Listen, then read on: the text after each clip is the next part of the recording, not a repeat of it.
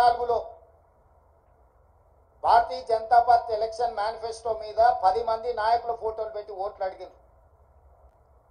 2019లో 3-4 నాయకుల ఫోటోలు పెట్టి ఓట్లు అడిగారు. భారతీయ జనతా పార్టీ విధానం మీద, భారతీయ జనతా పార్టీ సిద్ధాంతాల మీద, భారతీయ జనతా పార్టీ ఎన్నికల మేనిఫెస్టో మీద 2014-2019 ఎన్నికలు జరిగినాయి.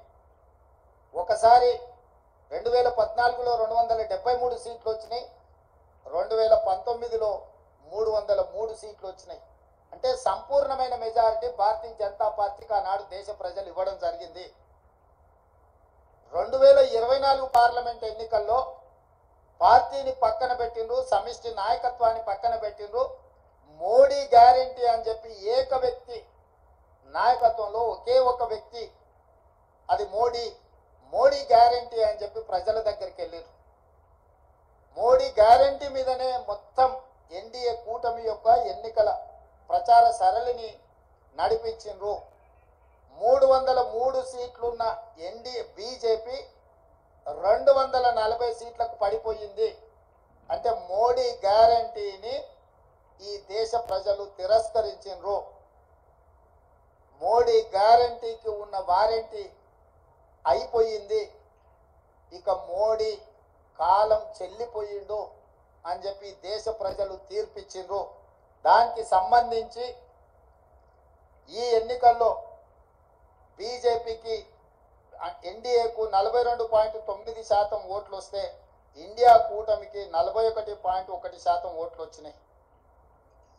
దాదాపుగా సరి సమానంగా ఓట్ల శాతం వచ్చింది. సీట్లు కూడా దాదాపుగా పోటీ పడే విధంగా రావడం జరిగింది. జాతీయ రాజకీయాలలో నా విశ్లేషణ, నా డిమాండ్ ఒక్కటే.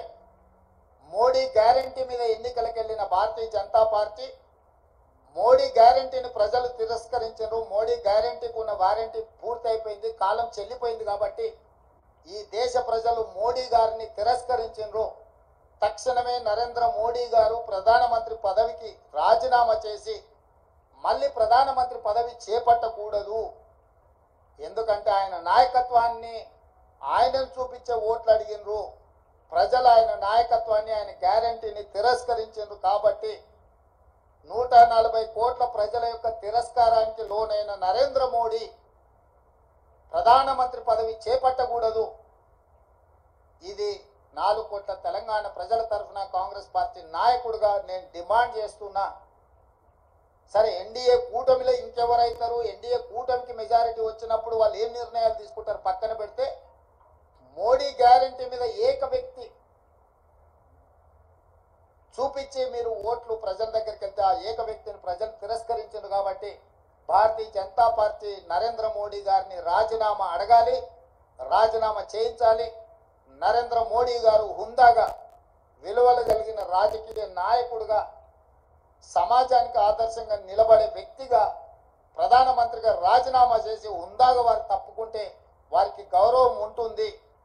లేదు, నేను ఇట్లనే ప్రధానమంత్రి కొనసాగుతా, 3వసారి ప్రమాణ స్వీకారం చేస్తా, కుట్రల కుతంత్రాలకు నేను తెరలేపుతాను నరేంద్ర మోడీ గారు అంటే, వారు చెబుతున్న విలువలతో కూడుకున్న రాజకీయాలు చెప్పడానికి తప్ప పాటించడానికి లేదు అని చెప్పి ఈ దేశ ప్రజలు నరేంద్ర మోడీ గారిని తిరస్కరించబోతున్నారు. కాబట్టి భారతీయ జనతా పార్టీ ఇప్పటికైనా ఏక వ్యక్తి, అదే విధంగా అప్రజాస్వామికంగా వ్యవహరించే తీరును మానుకోవాలి.